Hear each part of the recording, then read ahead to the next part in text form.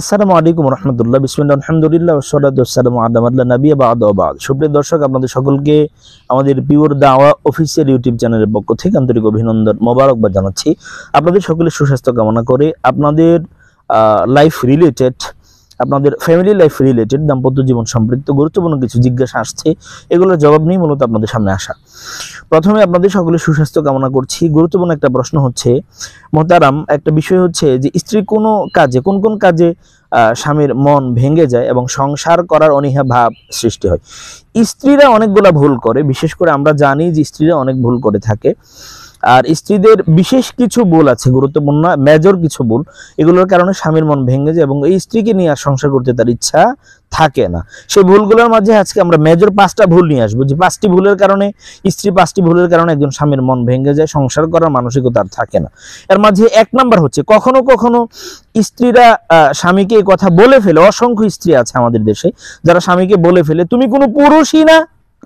স্ত্রীরা বলে ফেলে, তুমি কোনো পুরুষই না, তোমাকে পুরুষ বললে তো আসলে অন্যায় হবে, ভুল হবে, এ কথা স্বামীকে বলে ফেলে। এতে করে কিন্তু স্বামী অত্যধিক মনে কষ্ট পায়, আঘাত পায়, মনক্ষুণ্ণ হয়।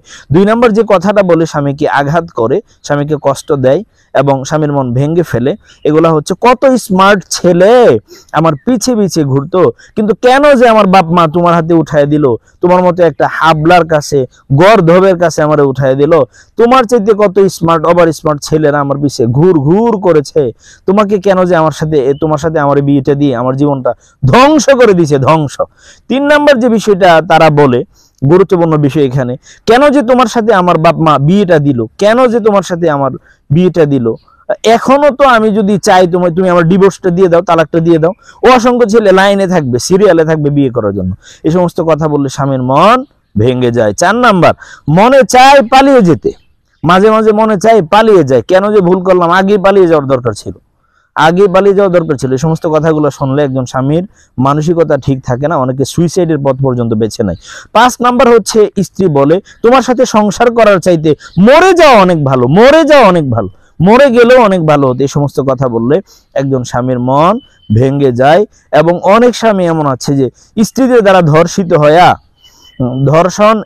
পুরুষ ধর্ষণের শিকার হয়ে সে আত্মহত্যা পর্যন্ত করে। এই সমস্ত কথা বলা যাবে না। দিনে বোনেরা, স্বামী হচ্ছে আপনার মাথার তাজ, স্বামীর সন্তুষ্টি আপনার জান্নাতে যাওয়ার অনন্য মাধ্যম। এজন্য স্বামীকে কষ্ট দেওয়া যাবে না। আল্লাহ তাআলা আমাদের বোনদেরকে সহিহ বুঝ দান করুন, আমিন।